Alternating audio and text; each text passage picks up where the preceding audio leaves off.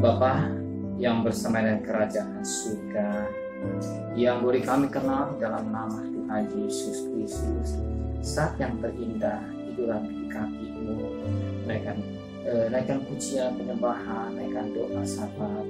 Kami menyerahkan mesbah keluarga ini, dan kami rindu juga untuk mendengarkan renungan firman-Mu.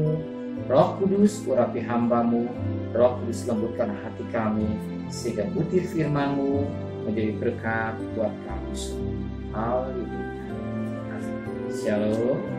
Pagi, selamat bertemu dalam kasih Tuhan Yesus Kristus.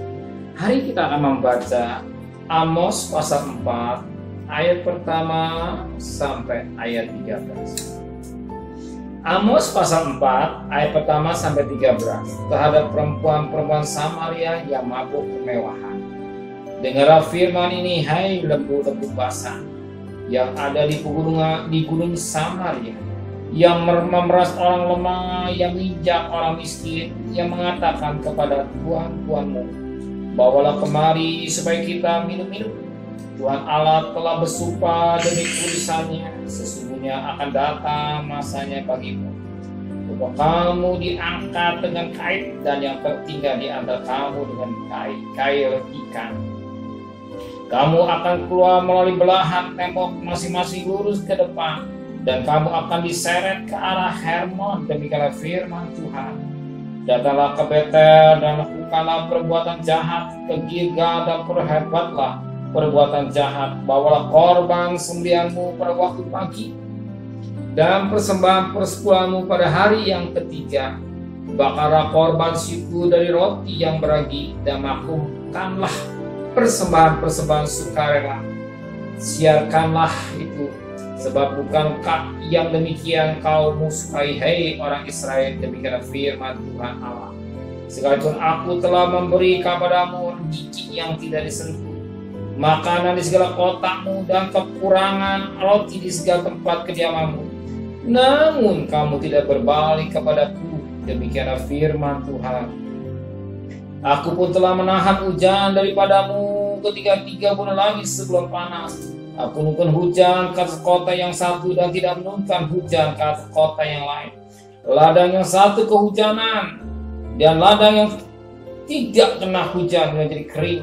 Penduduk 2-3 kota pergi berduyun-duyun ke satu kota untuk minum air, tetapi mereka tidak menjadi puas. Namun kamu tidak berbalik kepadaku. Demikianlah firman. Aku telah memukul kamu dengan hama dan penyakit gandum, telah melayukan taman-tamanmu dan kebun-kebun anggurmu, pohon-pohon ara dan pohon-pohon zaitunmu dimakan habis oleh belalang. Namun kamu tidak berbalik kepadaku. Demikian firman Tuhan. Aku telah melepaskan penyakit sampah ke antaramu seperti kepada orang Mesir. Aku telah membunuh terunamu dengan pedang.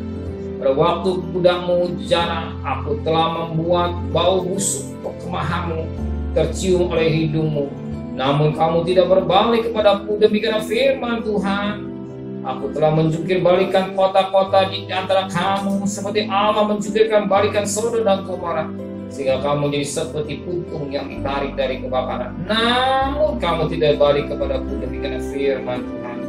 Sebab demikianlah akan kulakukan kepada hei Israel.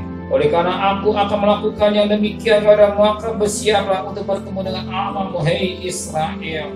Sebab sesungguhnya Dia yang membentuk gunung-gunung dan menciptakan langit, menciptakan angin, yang memberitahukan kepada manusia apa dipikirkan, yang membuat fajar dan kegelapan, yang berjaya di atas bukit-bukit batu bumi. Tuhan Allah semesta alam, itulah nama. Kita perhatikan firman Tuhan pada ayat yang ke-9. Aku telah memukul kamu dengan gama dan penyakit sampah, telah melahirkan taman-tamanmu dan kebun-kebun anggurmu, pohon zaitun dan pohon-pohon zaitun dimakan habis oleh belalang. Namun kamu tidak balik kepada Tuhan.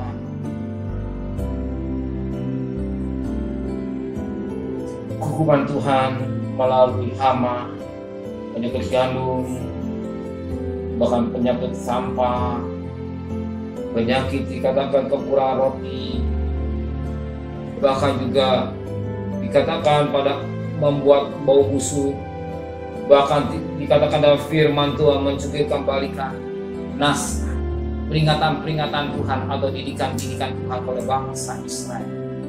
Sedemikian silih berganti. Silih berganti sebagaimana firman Allah katakan pada Amos pasal Amos, ya, bagaimana firman Allah dan Amos bagaimana hukuman Tuhan yang berlaku pada bangsa Israel seperti silih berganti.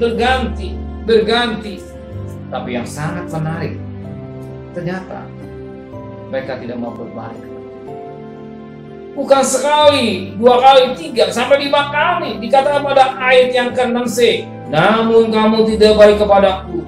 Bahkan pada ayat yang ke-8c, namun kamu tidak balik kepadaku. Bahkan pada ayat yang ke-9, namun kamu tidak balik kepadaku. Bahkan yang ke-4, namun kamu tidak berbalik kepadaku, pada ayat yang ke-10c. Bahkan pada ayat yang ke-11c, namun kamu tidak balik. Dan jelas, ternyata bangsa Israel tidak mau berbalik kepada Tuhan, sekalipun hukuman silih berganti. Ya. Hukuman Tuhan berlaku kepada bangsa Israel, tetapi dia tidak mau berbalik atau kembali kepada Tuhan.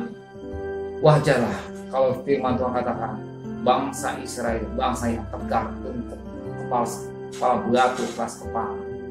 Ya.